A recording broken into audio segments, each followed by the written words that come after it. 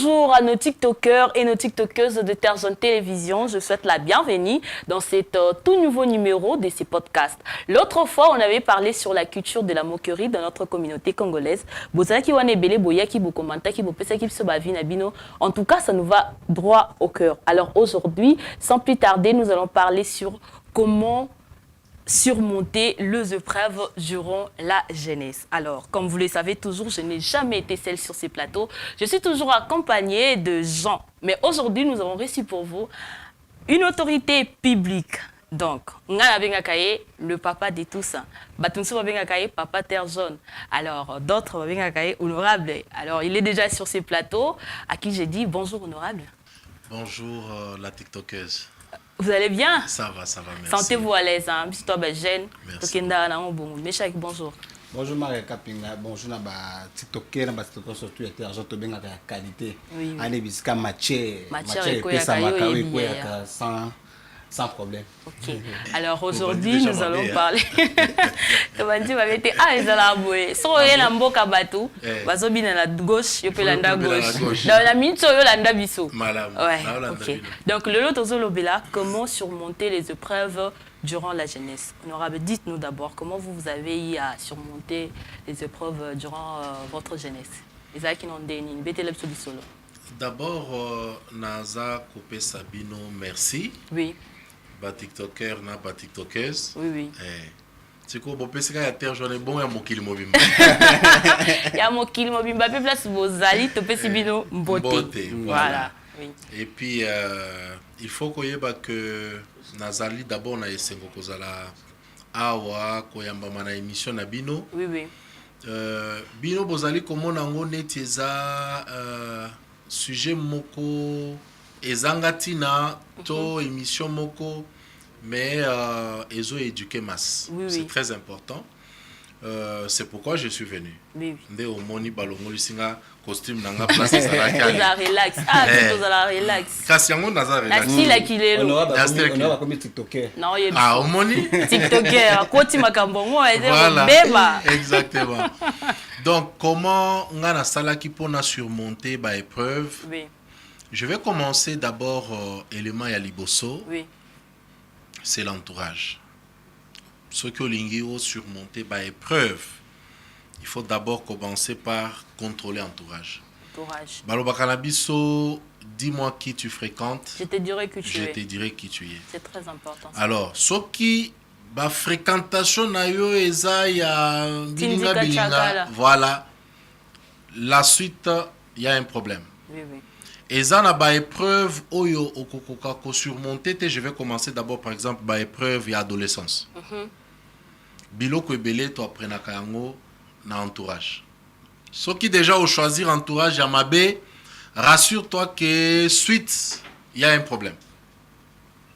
C'est pourquoi conseil on appelle ça ka mingi ba jeune au baza simana biso parce que biso peut tozana no ba jeune malgré la bando biso qui a pembe. Mais ozana mais nazana nous voilà. Na yebisaka bango il faut commencer par surveiller entourage. Mais honorable entourage lobby oui bien sûr le lot au monde sous jeune sous maman azate papa azate atikali moko azo vivre peut-être loin de la famille. Alors ça l'andéni ni pour naza un entourage bien pour déjà vie sociale est déjà difficile. Non, kozala na papa, kozala na maman nde eponelaka biso entourage te. Entourage biso ba jeune ka nde topona yango. Parce que comme on a jeune ozana papa, ozana maman mais erobimaka 6 heures OK. Papa zalaka te. C'est ça. Erokende ko batitoteur na yo libanda papa zate. Ozaka na téléphone kaka boeton midi. Ozaka na téléphone yo mokonde ba jeune alelo ba yebi makambo biso to yeba kite. Donc ça n'a absolument rien à voir na papa na maman. Nga na longwa et papa boti nanga j'avais 17 ans. OK. 17 ans na kenda nanga. Mais cela n'a pas donc absence na bango influença et l'autre. Voilà. Donc nazwa ki éducation wana nde denga que chaque fois quand je fais face na ba épreuve moko je pense na oyo ba papa ba yebisa kinga ko yibate ko sala boyete ko sala ba désordre te ça m'a permis à surmonter ba épreuve wana et pas na biso na Kasai. Je vais vous donner un exemple. Et dans un quartier moko Oyo, la plupart il y a des jeunes dès qu'il atteint 25 ans. Babandiko. Non, Bakeko Simbakisi. Bakeko Simbakisi. Mais chaque.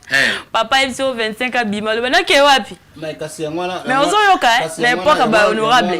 La mort comme tous dans Bousimai. On yoka. C'est la matière dans le sens que la honorable parce que ba jeune étape il y a pour jeunesse, les étapes pour tout le monde comme en a pression.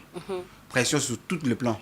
Pression sur les études, pression sur la finance, pression sur même côté identité. Au fait. Mais est-ce que réellement, dans tout cela, la pression, ce qui est par exemple, il y a une discipline, est-ce que vous avez décollé? Mais c'est pourquoi nous avons le entourage. Entourage et influence. Bisogno sotokomi na ba famille yambongote. Mais entourage nini ozana bango. Comme ce que je disais tout à l'heure, bah jeune wana une fois bah atteindre 25 ans bah aussi bakis. Et chez nous, langage des alaki 30 ans c'est beaucoup.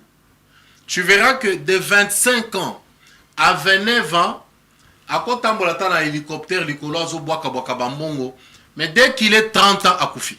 Oh là là. Ah bah jeune bah bando kufo bongo. Pourquoi? Parce que bah zalaki influencé na batu ya mouvement na bango.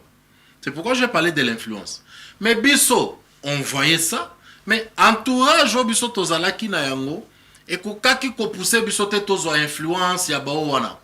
Biso to gardaki ligne, to lobby, to kende malembe.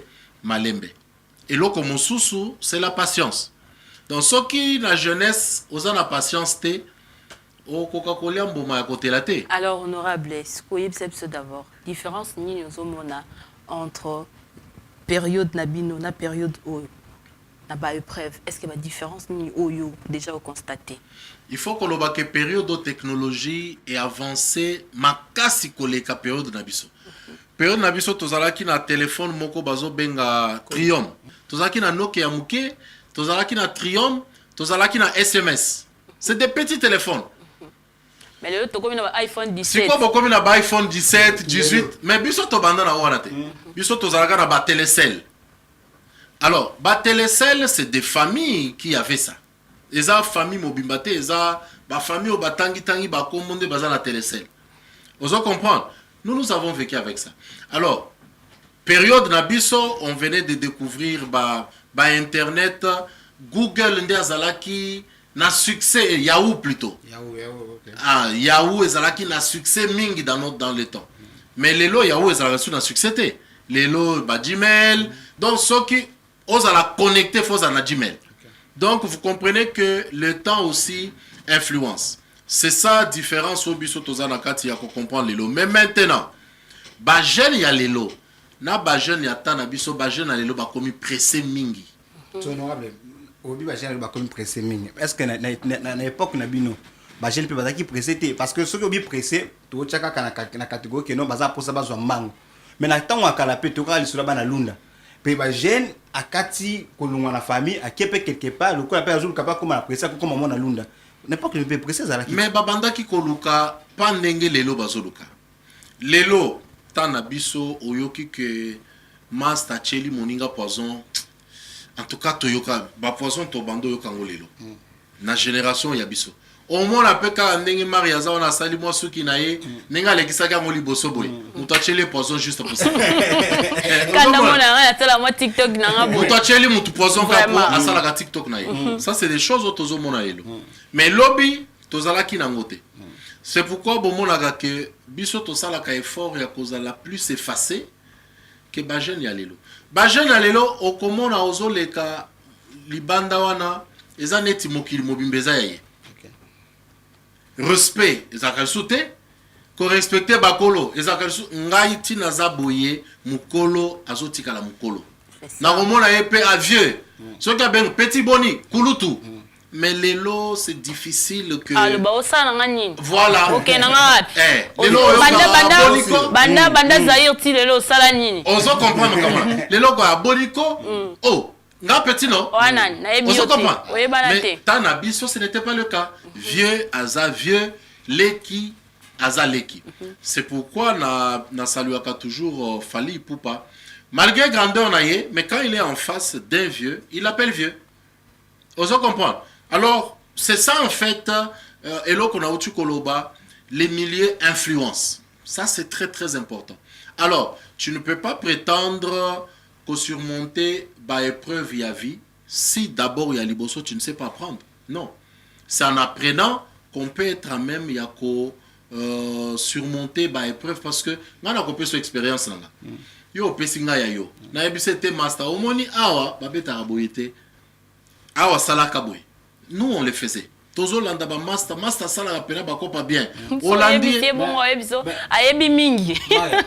Honorable, c'est dans cette allée au lobby que non entourage. Ce qui est là, entourage, ou le bagage qui est là, oui, comme ça, on a vu apprécier. Est-ce que, dans les années à Kala, ce qui est à côté, par exemple, dans business, parce que le lot, ton entourage, c'est-à-dire qu'il faut que moi, un mentor, moi, pour soutenir, pas qu'il y a avant. Est-ce que bisou bagage qui est là? Ce qui mentor, wana, aïe, à soutenir, mais lobby, on va exiger un peu quelque chose après. Parce que dans les qui sont tout le monde qui est là, le va proposer des chemins.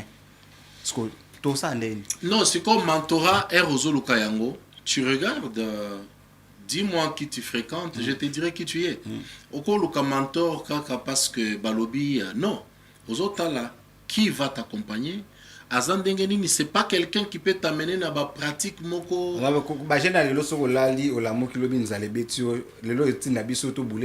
Mais c'est ça le problème. Or, ils en ont pas jeune moussous. Nga musala nanga ya liboso. Ya liboso wana naza période oyo miba ezo beta. Tous les jeunes voulaient bien. Est-ce que nga yi lelo nga na yeba diamate. OK. Nga na sala diamate. Mais vous avez un entourage, vous avez un entourage, ma master nanga, ozo kende pa na ye nanda kwa fongoli coffre fort. Diamant. Au vrai sens du mot. Et puis ça qui est au et puis ça qui na période wana, na bandi ko sala musala nanga liboso, nazo teka crème, omoni crème. Ba ofuta nga $30. On est avec qui lelo, j'ai na qui lelo acha propre teka crème. Oh, période wana na Kasai kombo na biso yebani. Mais on me paye $30. Si quoi la différence maintenant na bambasa nanga tout. Oh bazalaki na ba monde ya tout ça là. Les lots c'est l'est et l'ouest.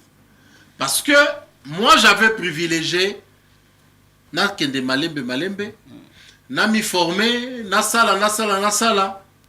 Donc c'est ça le monde. On a mutu moko na subasima moko boya ila côté que non mundeti pour mataboué. Est-ce que nous pour ça la paix boya? Na zoye. Mais si quoi ayaka moma ya mabe.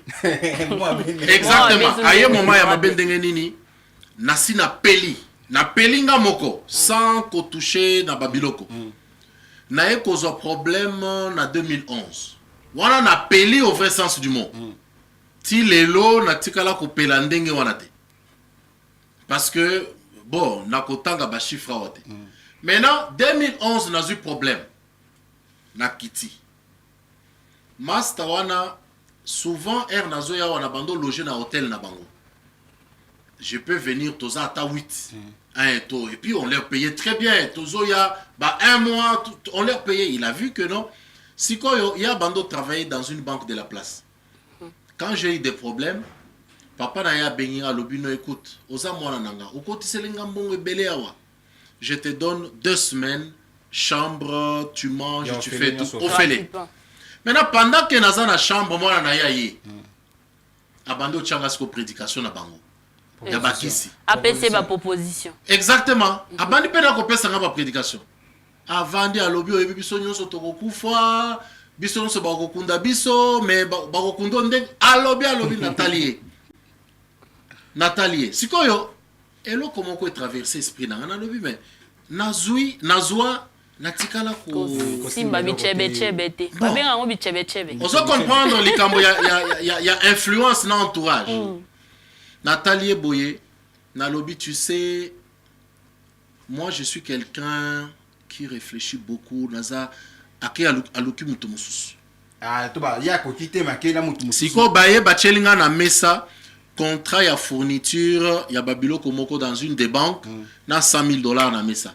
Donc, 100,000 wana eza kosomba biloko ko banda ko fournir, au signer contrat et puis bazo foot ça paye beaucoup d'argent.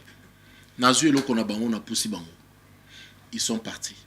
Na sali 2 jours na longo telwana. Na ke Katanga. Qui m'invite na Katanga, c'est mon frère ami, le fils aîné, il y a Gabriel Kyungu. Marcelo Kyungu a koufi déjà, père son âme. Marcelo m'invite à Zui $2500 à Pessinga. Na Zui avion, na ki Afrique du Sud. J'arrive là, je vais aller rencontrer ma partenaire Moko. Toye kozonga na bango, to présenter projet à Inga 3. Période où Bazo lancé pour la première fois Inga 3 na intercontinental dans les temps. Il y avait tout le pays, sud-africain, tout le pays était là.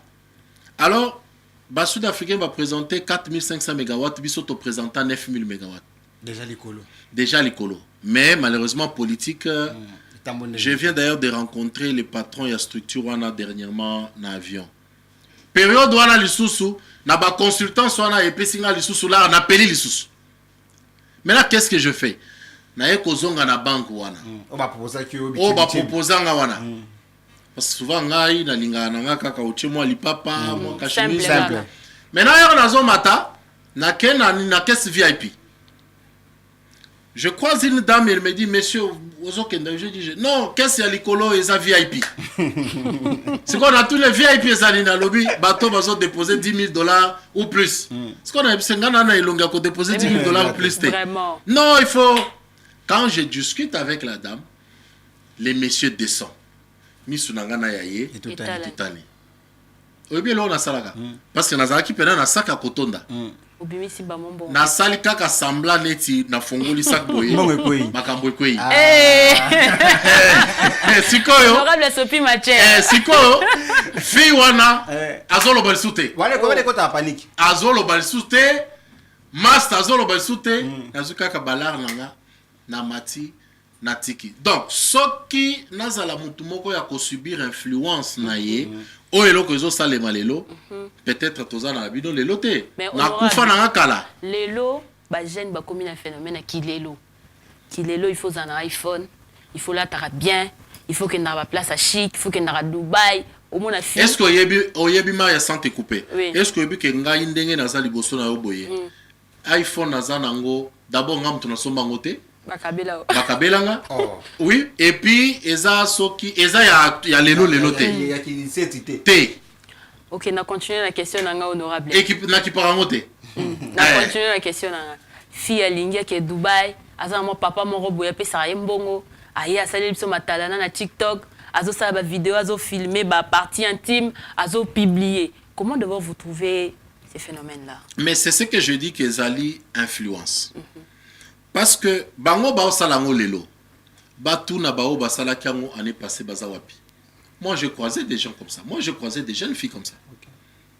Bazo meka ko orienter yo coordonner on na mutu e beba. Mais lelo tuna zawapi. Ba bengo ki lelo soin. Ah yango nde na lobaka il faut toujours apprendre ya kokende malembe.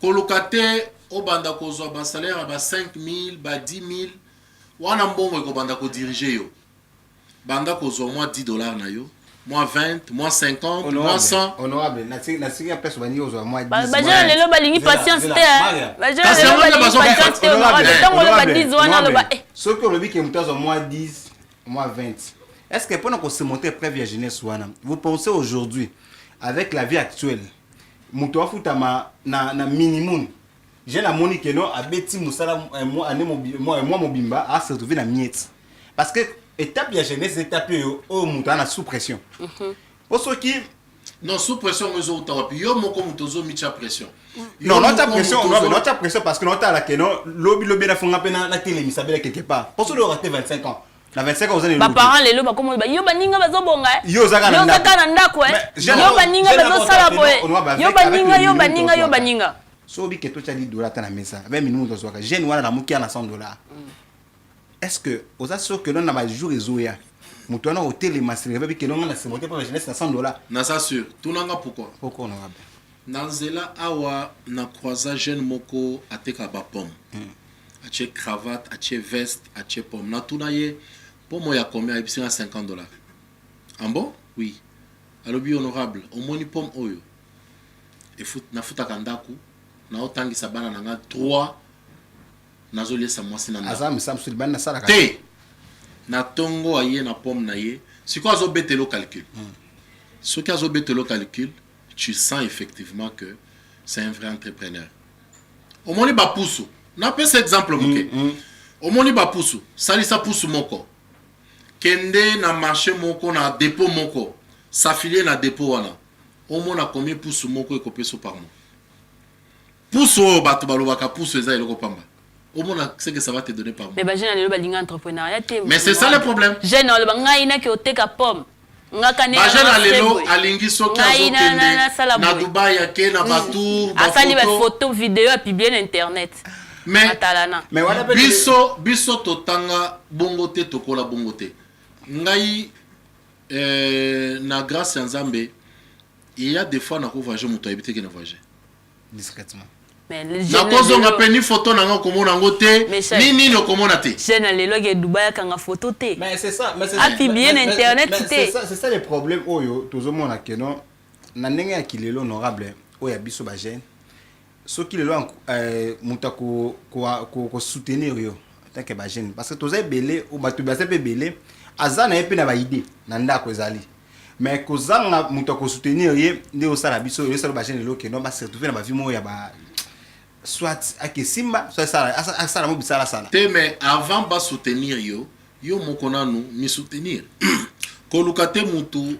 asalela yo est-ce que yebi que sans kokato maria est-ce que yebi que yo kozala ndenge ozawana mais au moni master na obozana ye domaine moko yazo préférer ko vendre parler mais aye ko sengola alors kazana même connaissance na yo honorable lobelo mo boyana lobi ke jeune il faut d'abord yo moko banda ko se soutenir jeune mo rolando la mintolo parce que no banda ko se soutenir ngam ndeni mais il faut ko créer biso tout créer ko créer ni na nini ozana na maboko ndeni pesa ta idée ko créer ezo dépendre kaka na eloko ozana ngona maboko te ko créer part de la tête et puis na disponibilité na yo est-ce que ozana nanu disponible à ko créer c'est ça le problème mais yo zolinga ko créer osala pas moko mais ozotala déjà comment mutu déjà mais il y a un problème au bandi ba comparaison c'est ça le problème lelo na yo kaka ba master belé à côté boîte balobi était la panzi 10 bouteilles de champagne comme ezo kende matala nezo matala ako sala ngo lelo mais lobi ay ko sengo $10 là bana ke ngai na kendanga nanga boîte te ozomona te que tout ça différent donc tout part il y a classe oyo mutu na mutu alekaka. Mais il faut savoir que l'influence et l'environnement est très important pour la surmonter par épreuve. Lelo, par exemple, yo yena musala na ona tongo. Obimi na pokwa. Péché ni no kosala. Lelo tan. Ni kofinga te. Mais lo baza pe bili ba obima pe na tongo loko abiso pe ba bimi pa ako lo ba misi di ba lo baka. Bazo ni ba se retrouver pe lelo monte. Non, ça dépend de est-ce que si on mona jeune moko ateka kaba ndakala bani na ba réseaux sociaux. Au moni ndenge ya transformer réseaux sociaux na ye. Azoteka bambisi, azoteka c'est un jeune azana na fleur d'âge. Mais c'est tout ce qu'il fait. Est-ce que vous pensez que quelqu'un comme ça nzamba ko za ko bénir ye?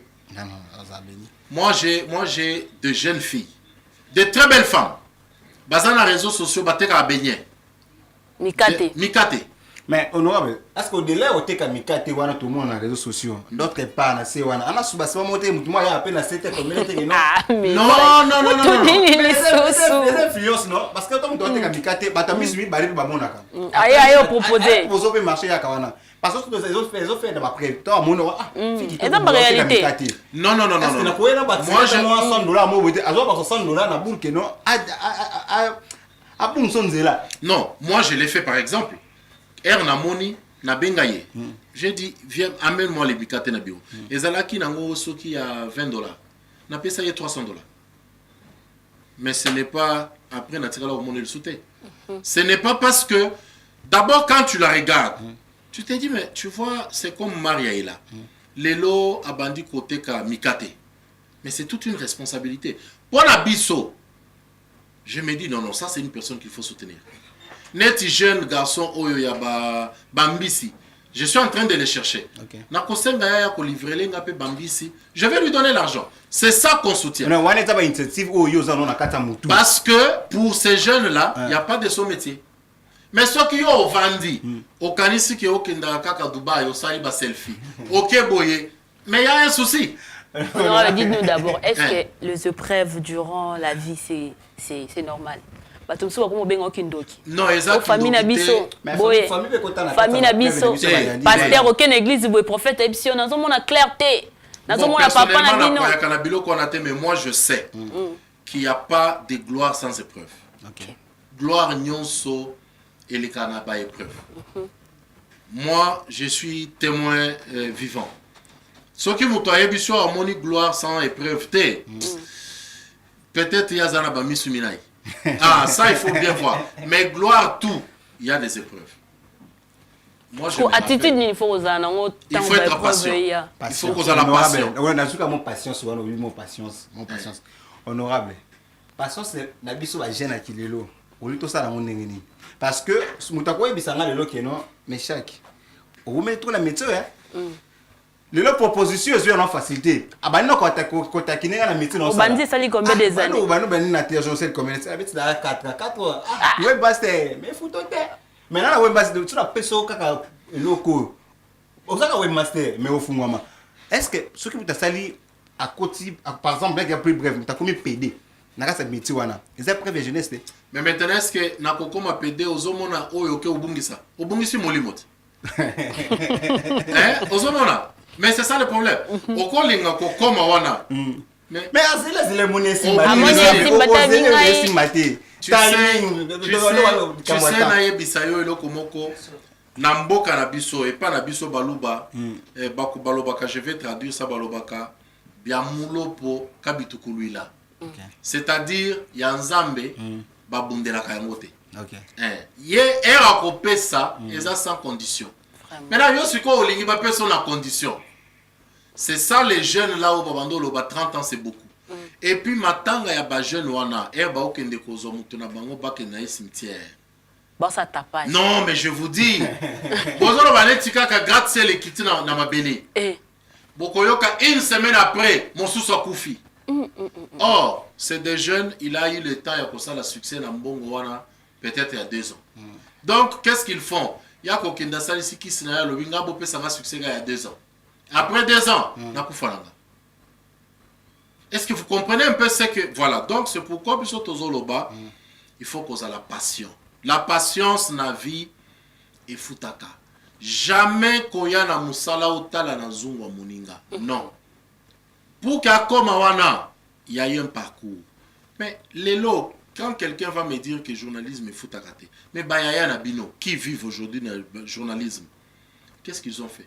Au retour, au sali combien de temps? Il y a eu 25 ans. À sali 30 ans. À sali 30 ans. Mais ma belle Nabino, et ça les lots, Alinga comme Sylvie Bongo. Tu comprends? Alinga comme Rachel Kitissa. Mais il y a un souci, il y a un problème. Un problème grave. Les lots comme Jacques Dikou. Mais comment tu fais? Osaka Nasogi a 3 ans. Aussi tu peux classifier à la mine TA. Yangonga. Mais des problèmes au biso tolobi patience. Nde tolobi patience. Bakanyaka kaka na mbongo te. Tu peux avoir un an. Juste à Komboana, ça te fait gagner de l'argent. Alors honorable, nous sommes déjà presque à la fin. Et ouais, tout comme déjà vas signaler biso déjà vas sala biso boy. Donc dis-nous un conseil que tu peux dire à un jeune qui te suit, ou à la période moko très difficile, à epati à Rwanda wapi, à Kosuka wapi, à Kosimba nini. Jeune ou à Zolandanga yo à traverser la période wana, a transformé la période wana na force. Et moi c'est ce que je faisais. Je vais vous dire un truc. Moi je me rappelle, je me suis déjà retrouvé na frontière, il y a Zambie, Zimbabwe, oyo oza likolo ya mai nase balion babiloko ezoleka ozomona ngo toza heure toza minuit hôtel ezate il faut là wana olali pe na mabele. Quelle épreuve. Moi j'ai fait ce genre de choses. Prière ka ebele. Prière kaka. Je n'en le pas. Lorsque quelqu'un face de moi a la facilité na se kaka. Donc moi ce que je peux dire na ba jeune wana va transformer épreuve wana na force. Okay. C'est la seule réussite. Moi, souvent, si je suis choqué, dans une traversée situation beaucoup difficile, j'ai juste besoin de 5-10 minutes de n'embête. Ce qui quand na zongi, c'est fini na changer maïle là. Moi, je suis comme ça. Donc, va transformer la période wana, la épreuve wana est une de la bango force. Alors bah que c'est pas la fin du monde et qu'aussi la awate au banda koboulé. Moi, tout ce que j'ai réalisé, pas quand les choses nous ont souri, non, mais je pouvais être aujourd'hui dans le lobby, dans une semaine je vais réaliser telle chose. N'amitié pression, je commence à travailler. Dans une semaine puis je réalise ça. Naye bakanda kwa kisite, naye bakanda kwa ngangate, naye baka, je connais pas ça. Ngana zalaka na ba master te ya ngaye za musala nanga. Ndaku les jeunes ozolanda yo wa croire que pa naye pona kozwa il faut kaka na kota loge. Na kota loge te. Bazwaka pe sans kokota loge. Bazwaka sans kokota loge. Nathan Kilelo. Nathan Kilelo. Azu sans loge. Sans loge, oui. Loge, c'est des conditions. Bakope sayo ya ofelete. Ndengeza ba pesa ya ofelete. Dona. Eza dona. Okay. Omona ba pesio balobi pesa kobota. Maintenant avec des belles filles que j'ai là, nazu, ça n'a pas de sens. Alors zimbo mopé, musala osala nango ezate. Oyebi Israël Mutombo alobaki eloko moko dernièrement, je pense que bato bayoka kango bien te. Alobaki il n'est pas d'accord na ba jeune oyo lelo ozui moi 50 000 bon famille na poto ngana tikala na Kinshasa. Ah. Mais c'est quoi le plaisir ya ozongi ndonda Atikala libre. Ozayo moko et puis Amataka kitaka ça va il y a un problème. Donc pour moi ba jeune wana ba kanisa te ke kozwa eza kaka na bakisi non. Nzamba pesaka mais il faut juste kotikala na ba règle. Il y a des petites choses au tobo sanaka alors que c'est des grandes choses. Ba jeune alelo respect na papa ezalakate. Mais or biso toyebi que principe ya liboso po ozwa honore ton père et ta mère. Okay. Mais tu verras que tu passes à côté de la bénédiction alors que yo moko tu as le pouvoir de le faire. Au moni papa ezane tu robois que les mailles. Mais comment Dieu va te bénir? C'est ça. Donc, il y a un principe à Mickey qu'il faut respecter et puis voir ce qui zamba kopambola yote. Alors mes chers, qui osent représenter Bajen? Honorable lui Bajen a le bazan patience té, Bajen a le balingi via. Neti Maria sans kokata. Je prends l'exemple mes chers. Les lobes foutu na terre jaune yozana moisi. Ozonginda moisi ibagate ba futara. Comment ça va au foot? Allo bao, moi ça y est, tu salaire un